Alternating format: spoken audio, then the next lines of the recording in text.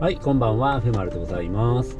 今日は目の前に見えるのが美浜の原子力発電所となっております。この辺あたりは原発がいっぱいあるとこなんですけども、原発で避難するためのトンネルっていうのが最近すごいできてきてるんですね。それの取材ですけど、それとともに弓道も探索しようかなと思ってますで、よろしくお願いします。ここへ埋めさせてもらおうかな。左手の方に原発がございますね。厳重な注意で目の前に警備員のおっさんがこちらを見ておりますけども、そのまま通過しますんで、左手に橋があるんですけども、信号橋を渡らないことには原発へ行けないようになっています。すんげえガン見されてる。今回これ原発の是非を問う動画ではございませんから、その辺ご了承くださいね。右曲がりますと高速増殖炉文殊っていう早口言葉みたいな、原発になるのかな、あれは原発の類になるかな、そういう施設があるんですけども、そこは結局廃炉決定してますんでね。そしてこの道っていうのが敦賀半島にあります。両端を結ぶ道路となっておりまして、でこの原発なんだっけな、なんかすごいごたえそうな名前がついてたんですけど、今の美浜原発とその文殊をつなぐ道と言っていいときましょう。そしてこちらに白木トンネルっていうか白木トンネルっていうかありますけども、このトンネルをまっすぐ行けばすぐ向こうに着くんですけど、今回弓道行ってみましょう。せっかくですから弓道探索です。ちなみに小僧さんいますけど、今日はあまり喋りません。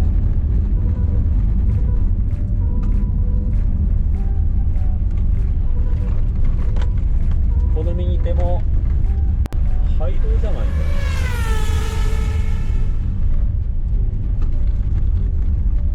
でも道がボコボコだね。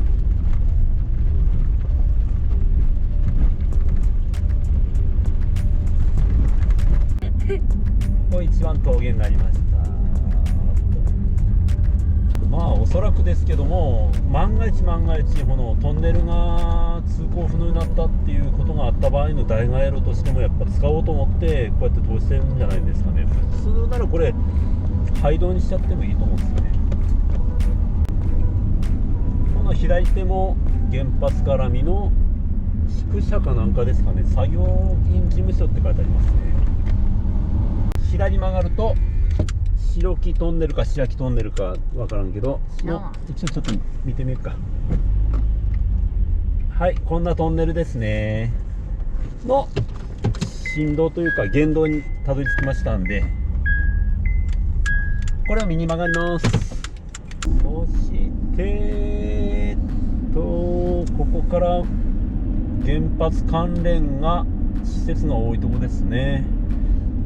目の前が文殊の入り口ですね。厳重な警戒されてそうですね。そこはちょっと行かないでおきましょう。カメラとか、やっぱバンバンカメラある。ここに止めるとまずそうなんで、あっち行きましょう。そして先になんとその文殊へ行くためだけのトンネルがあるみたいです。さすがにそこは潜入できませんね。そして目の前に見えるのが高速増殖路文殊ですね。こちらになっております。僕は初めて来たんですけど、結構近いところにあるんですね。こちら漁港ですけども、さすがですね。あそこにヘリポートがありますね。すごい。はい、ここを左へ曲がると文殊となります。とても入れません。これを標高突破したらえらいことになりますそしてここ左に曲がりますけども、もともとはこの左側っていうのは道がなかったはずです。去年令和2年の3月かなに開通したばかりの敦賀半島トンネルとなります。そのトンネルっていうのが4キロほどの長さがありまして、とんでもなく長いです。でこのトンネルなんですけども、原子力災害制圧道路というご大層な名前ついてますね。じゃあ入っていきましょう。4キロのトンネルです。すごい超ロングストレート。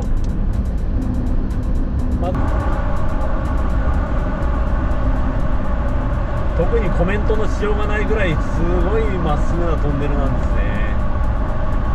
で非常駐車帯はあるけども、ここれ4キロもあるけど途中で非常時とかないんだろうな。まあ何らかのそういう原発事故がまあなきにしんあらずですからね。そういうことがあった場合に速やかに反対側へ逃げるとか、そういったことをするためのトンネルとして掘られたんでしょうね。災害制圧道路って言いますからね。そしてちょっとこのトンネルの面白いところがありました。もう左に入りますね。上に方向転換所って書いてあります。もう入ります。じゃあ途中のところで降りてみました。こちらの方ですね。この通りずーっと延々と超ロングストレートになっております。ここに方向転換所って書いてありますね。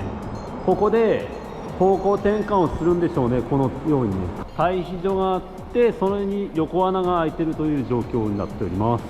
乗用車とかじゃなくてトラックとかトレーラーとかを方向転換するためのそういった場所だと思います。こちらの横穴っていうのは普通はないようなこういう構造ですから、これは原発災害制圧道路特有のこういう設備だと思われます。結局なんだろう、シチュエーションとしては向こうから来たけど何らかのことで向こう行けなくなった場合のトラックとかそういった大型トラックを U ターンさせるための転換所だと思います。すごいこれは特徴的だと思いますよ。だからこの表示板もおそらくなんかそういったことを書いてるんだと思うんです。この先行けないからここで転換するみたいなことをするんじゃないかなと思います。わからんけど、向こうから車来てるんだけどあまりに遠すぎてわかんないです。ここも非常駐車帯ですね。あ、右手にもあるんだ。右にもありますね。右にも方向転換所があります。あ、私と同じような方がいるようです。そしてなんか今の方向転換所の中に黄色い車が置いてありました。車庫かよ。この人はトンネルの中でこうやってあれでしょうね、トレーニングしてるんでしょうね。風がないからいいよね。はい、で出口になります。これで半島の反対側に来れましたと。これ晴れてないからですけど、これ晴れてたらめちゃめちゃ綺麗な景色かもしれません。これ、今のトンネルがあることによって、避難路としては相当な時間の短縮になるんでしょうね。そしてここが今まであったっていうか、こちら反対側の道路ですね。ここを左に曲がることによって日本原子力発電の敦賀発電所かなになります。そこ行って今日は終わりますね。看板に発電所関係者とあります。はい、ここが発電所の入り口ですね。あ、新しいトンネルあそこにもある。ここも厳重な警備。すげえ。これは新しいトンネルだ。通ってみましょう。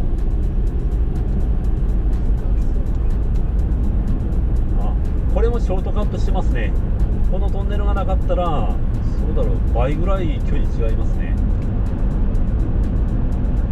こちらの集落は敦賀半島先端の集落かな。原発が本当に身近にあるんですね。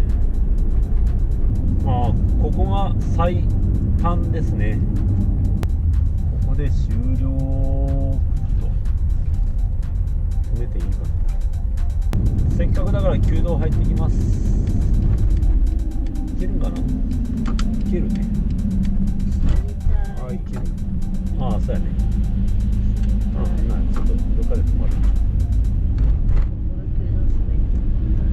ちなみに原発のこの入り口を映しましょうかね。こちら側が、普賢っていうところの入り口ですね。でここからが敦賀原発の敷地へのこの厳重な鉄条網と塀ですね。すごいね。でここ入り口ですけども、めちゃめちゃ厳重だと思います。カメラめっちゃありますもんね。ほらこの通りすごい厳重。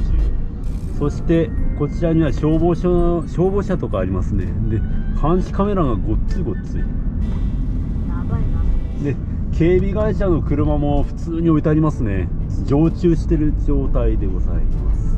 ではまあそんなところで今日はこれまででございます。簡単な動画ではありますけども、原発の周辺の雰囲気っていうのは分かってもらったと思いますので、よかったかなと思います。それじゃあおやすみなさいませ。みまるでした。ありがとうございました。さよなら。バイバイ。